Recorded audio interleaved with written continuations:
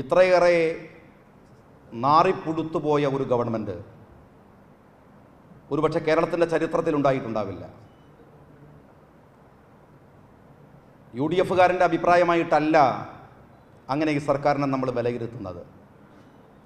ഈ രാജ്യത്തിലെ ഇടതുപക്ഷത്തെ സ്നേഹിക്കുന്നവർ, CPM-നെ സ്നേഹിക്കുന്നവർ, ഇങ്ങനെ ആവരുത് CPM എന്ന് വിചാരിക്കുന്നവർ, അവരുടെയൊക്കെ ഒരു കൂട്ടായ്മയും ശക്തിയും ഈ തെരഞ്ഞെടുപ്പിനുണ്ട് എന്നത് ഉറപ്പാണ്.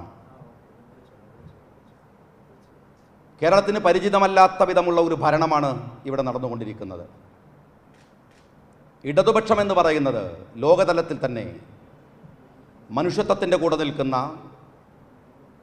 നേരിൻ്റെ കൂടെ നിൽക്കുന്ന എന്ന ഒരു അർത്ഥത്തിലാണ് ഇടതുപക്ഷമെന്ന് ലോകം വിളിക്കാറുള്ളത്. പക്ഷേ യഥാർത്ഥത്തിൽ കേരളത്തിലെ ഏറ്റവും വലിയ വലതുപക്ഷ കക്ഷി ആരെന്ന് ചോദിച്ചാൽ BJP-യേക്കാൾ മുമ്പിൽ നിൽക്കുന്നത് CPM ആണ് എന്നതാണ് ഇപ്പോഴത്തെ അവസ്ഥ എന്നതാണ് അനുഭവങ്ങൾ ഞങ്ങളെ പഠിപ്പിക്കുന്നത്. അത്രമേൽ അപകടകരമായ ഒരു സംവിധാനമായി ഇത്തിരിയെങ്കിലും വലതുപക്ഷ മനസ്സ് ഹൃദയത്തിനകത്ത് സൂക്ഷിക്കുന്ന CPI പോലെയുള്ളവർക്ക് നാവനക്കാൻ പോലുമുള്ള ധൈര്യമില്ലാത്തവണ്ണം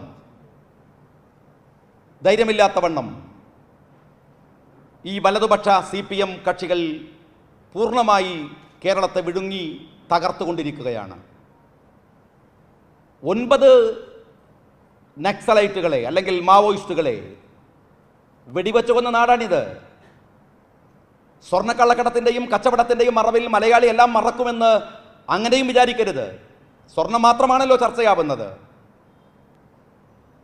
സ്വപ്നം മാത്രമാണല്ലോ ചർച്ചയാവുന്നത്. അത് മാത്രമാണോ ഈ ഗവൺമെൻറ്? അതതിൻ്റെ അവസാനത്തെ ഒരു ഭീകരാവസ്ഥ മാത്രമാണ്.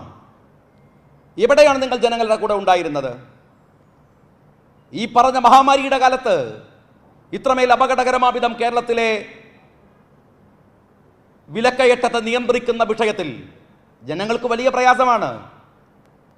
വലിയ ബുദ്ധിമുട്ടിലേക്ക് നമ്മൾ പതുക്കെ നടന്നെടുക്കുകയാണ്. കേന്ദ്രം ഭരിക്കുന്ന BJP അവർ തന്നെ പറഞ്ഞിരിക്കുന്നു, വലിയ സാമ്പത്തിക പ്രതിസന്ധിയിലേക്ക് ഇന്ത്യ പോവുകയാണ്.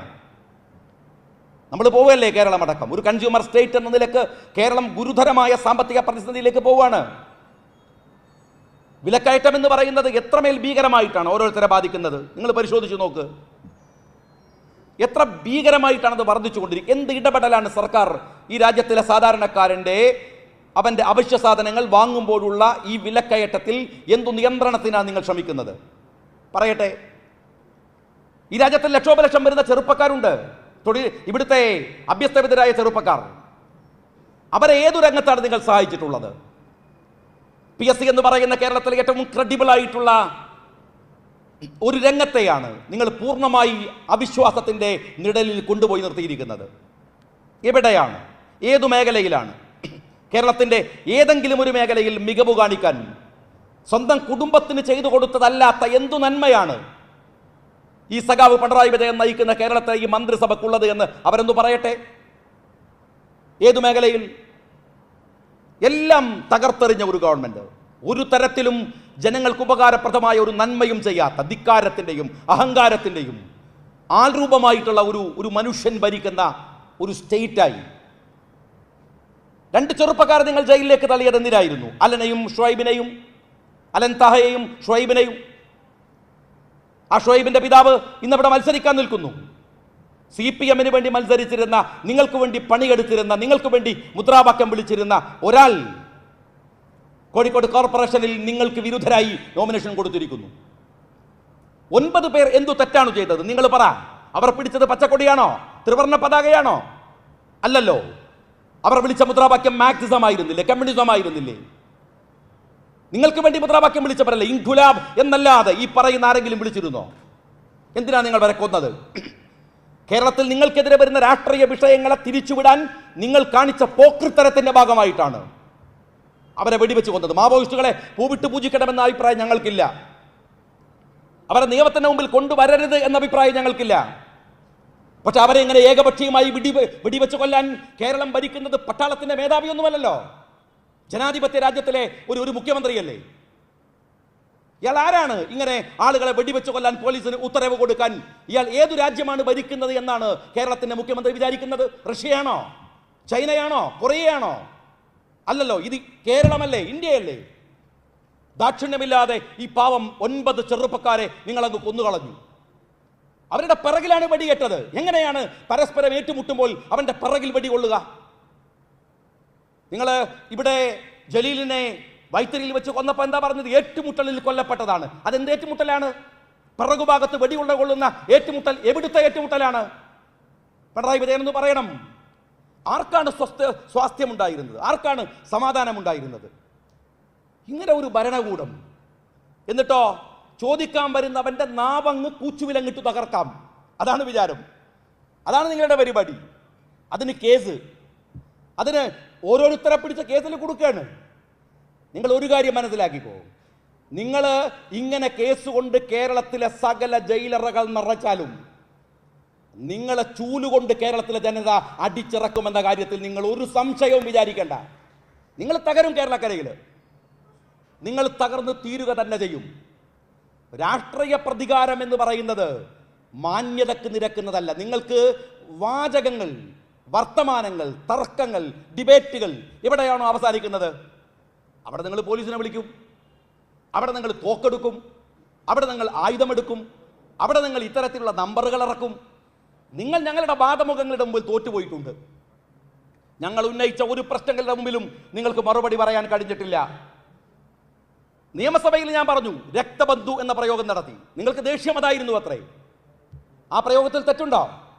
രക്തബന്ധുക്കൾ തകർത്തു കളഞ്ഞ സർക്കാരാണിത്, സംശയമില്ല. രക്തബന്ധുക്കൾ പരിശോധിച്ചോ? ഓരോ മന്ത്രിയുടെ, മുഖ്യമന്ത്രി മുതൽ ഇങ്ങ് താഴോട്ട് പരിശോധിക്ക്. രക്തബന്ധുക്കൾ തകർത്തെറിഞ്ഞു കളഞ്ഞ ഒരു ഗവൺമെന്റാണ് കേരളത്തിലെ സഖാവ് പിണറായി വിജയന്റെ ഗവൺമെന്റ് എന്ന് ആ ഗവൺമെന്റിനെ മുച്ചൂടും പരിശോധിക്കുന്നവർക്കറിയാം. ഏതു മേഖലയിൽ? ഞാൻ ചോദിക്കട്ടെ, നിങ്ങൾ ആരോടാണ് ഇവിടെ നീതിപൂർവകമായി പെരുമാറിയത്? ഏറ്റവും അവസാനം തോമസ് ഐസക് ഈ മന്ത്രിസഭയിൽ ഇത്തിരിയെങ്കിലും സാമാന്യ മര്യാദയോടെ പ്രതിപക്ഷത്തുള്ള MLA മാർ എന്ന നിലക്ക് ആരെങ്കിലും പോയി സംസാരിച്ചാൽ കേൾക്കാനുള്ള ഹൃദയമെങ്കിലുമുള്ള മര്യാദയുള്ള അപൂർവ മന്ത്രിമാരിൽ ഒരാളാണ് തോമസ് ഐസക് എന്ന് ഞാൻ വിചാരിക്കുന്നു. ഇത്തിരി മര്യാദയും മാന്യതയും ഒക്കെയുള്ള, ഈ കണ്ണൂർ ലോബിയുടെ ഒരു വൃത്തികേടിലും പോയി കക്ഷിയാവാതെ നിന്നിരുന്ന ഒരാൾ. അവസാനം തോമസ് ഐസക്കും പെട്ടില്ലേ? ഇത് ബഹുമാന്യനായ സുധാകരേട്ടൻ വരുന്നുണ്ട്. ഇത് വരാനിരിക്കുന്ന തെരഞ്ഞെടുപ്പ് നിങ്ങൾ പരിശോധിക്കുക. ബാക്കിയുള്ള ഈ അവമതിയും ഈ നെറികേടുകളും ഒക്കെ നിങ്ങൾ വിട്ടുകളാ. ഒറ്റ കാര്യം ഞാൻ ചോദിക്കട്ടെ, വരാനിരിക്കുന്ന, ഞാനിനി ദീർഘിപ്പിക്കുന്നില്ല, അതുകൊണ്ടാണ്, വരാനിരിക്കുന്ന തെരഞ്ഞെടുപ്പ് തദ്ദേശ സ്വയംഭരണ സ്ഥാപനങ്ങളിലേക്ക് നടക്കുന്ന തെരഞ്ഞെടുപ്പാണ്. ഇവിടെ ഈ വേദിയിൽ മാത്രമല്ല, താഴെയും ഞാൻ ജനപ്രതിനിധികളായി കഴിഞ്ഞ തവണ മത്സരിച്ചവരെയും ജയിച്ചവരെയും ഒക്കെ കാണുന്നുണ്ട്. ഞാൻ നിങ്ങളോട് ചോദിക്കട്ടെ, ഈ തദ്ദേശ സ്വയംഭരണ സ്ഥാപനങ്ങളിൽ മത്സരിക്കുമ്പോൾ അല്ലെങ്കിൽ ഈ തെരഞ്ഞെടുപ്പിന്റെ മുമ്പിൽ നിൽക്കുമ്പോൾ മാർക്സിസ്റ്റ് കമ്മ്യൂണിസ്റ്റ് പാർട്ടിക്ക് എന്താണ് ജനങ്ങളോട് പറയാനുള്ളത്? തദ്ദേശ സ്വയംഭരണ സ്ഥാപനങ്ങളെ ഇത്രമേൽ തകർത്തു കളഞ്ഞ ഒരു ഗവൺമെന്റ് ഉണ്ടായിട്ടുണ്ടോ? ഇത്രമേൽ പൂർണ്ണമായി നിങ്ങൾ തകർത്ത് കളഞ്ഞില്ലേ? ഒരു തരത്തിലും ഈ നമ്മുടെ ഗ്രാമസഭകൾ, നമ്മുടെ നഗരങ്ങളുടെയും ഗ്രാമപ്രദേശങ്ങളുടെയും ഉൾഭാഗങ്ങളിലുള്ള മിനി പാർലമെന്റുകളായിരുന്നു. നമുക്ക് ജനങ്ങളുമായി സംവദിക്കാൻ കഴിയുന്ന, ജനങ്ങൾക്ക് നേരിട്ട് നമ്മളുമായി ഇടപെടാൻ കഴിയുന്ന ഒന്നായിരുന്നു അത്, ഇവിടുത്തെ ഗ്രാമസഭകൾ എന്ന് പറയുന്നത്. ആ ഗ്രാമസഭകളുടെ അധികാരം ഇതുപോലെ എടുത്തു കളഞ്ഞ ഒരു സമയം ഉണ്ടായിട്ടില്ല. കണ്ണൂർ കോർപ്പറേഷൻ സാക്ഷിയല്ലേ? നിങ്ങളിവിടെ എത്ര സമയം ഭരിച്ചു? ഈ കണ്ണൂർ കോർപ്പറേഷനകത്ത് നിങ്ങൾക്ക് എത്രയാണ് നിങ്ങൾ ഭരിക്കുന്ന സമയത്ത് ഫണ്ട് കിട്ടിയത്? ഒന്ന് നിങ്ങൾ പറഞ്ഞേ. പഞ്ചായത്തുകൾക്ക്, നഗരസഭകൾക്ക്, കോർപ്പറേഷനുകളിൽ ഇത്രയധികം ഫണ്ടുകൾ വെട്ടിക്കുറച്ച് അവരുടെ പ്രവൃത്തിയെ തടസ്സപ്പെടുത്തിയ ഒരു ഗവൺമെന്റ് ഉണ്ടായിട്ടില്ല. നിങ്ങൾ വലിയ വായിൽ വർത്താനം പറയും, ഞങ്ങൾ ജനകീയാസൂത്രണത്തിന്റെ അങ്ങനെയാണ്, ഞങ്ങൾ പഞ്ചായത്തുകൾക്ക് ഇങ്ങനെയാണ്. കേരളത്തിൽ മഹാഭൂരിപക്ഷം വരുന്ന പഞ്ചായത്തുകൾ നിങ്ങൾ ഭരിക്കുമ്പോഴും ഈ ഗ്രാമസഭകളെ ഇല്ലാതാക്കിയത്, ഈ പറയുന്ന പഞ്ചായത്തുകളുടെ വിഹിതങ്ങൾ വെട്ടിക്കുറച്ചത് നിങ്ങളല്ലേ? എന്ത് ധൈര്യമാണ്, എന്ത് അർഹതയാണ് ഈ തെരഞ്ഞെടുപ്പിൽ നിങ്ങൾക്ക് വോട്ട് ചോദിക്കാനുള്ളത്? എന്തിനാണ് ഞങ്ങൾ വോട്ട് ചെയ്യേണ്ടത്? ഞങ്ങൾ എന്തിനാ വോട്ട് ചെയ്യേണ്ടത്? നിങ്ങളുടെ കുടുംബത്തിന് ഇങ്ങനെ സുഭിക്ഷമായി ജീവിച്ചു പോകാൻ വേണ്ടിയാണോ? നിങ്ങളുടെ കുടുംബത്തെക്കുറിച്ച് പറഞ്ഞാൽ നിങ്ങൾ ഞങ്ങളുടെ പേരിൽ കേസെടുക്കുകയാണ്, ഞങ്ങളുടെ കുടുംബത്തെ കോടതിയിലേക്ക് വലിക്കുകയാണ്. അല്ലെങ്കിൽ കേസുകളിൽ കൊണ്ടുപോയി കൊടുക്കുകയാണ്.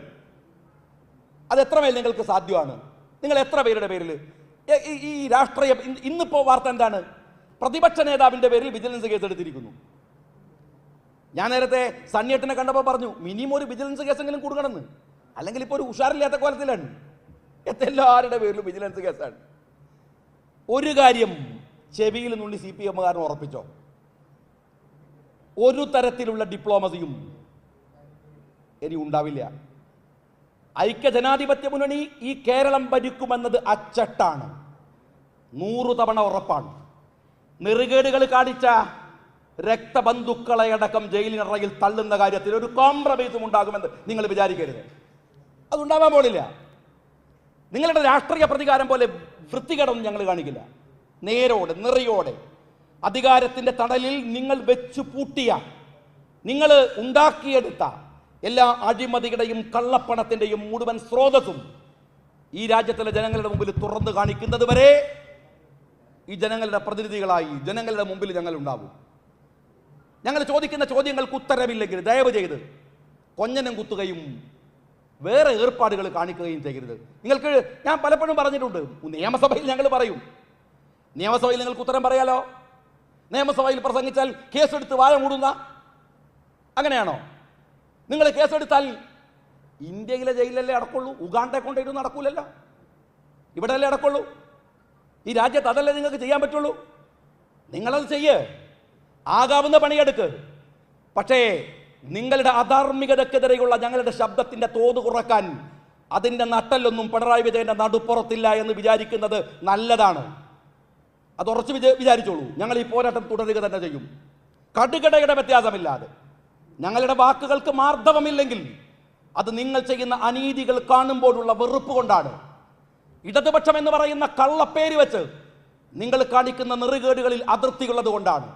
കമ്മ്യൂണിസം എന്ന പേര് പറഞ്ഞ് നിങ്ങൾ കട്ടുമുടിക്കുന്നത് കാണുമ്പോഴുള്ള അസഹിഷ്ണുത കൊണ്ടാണ്.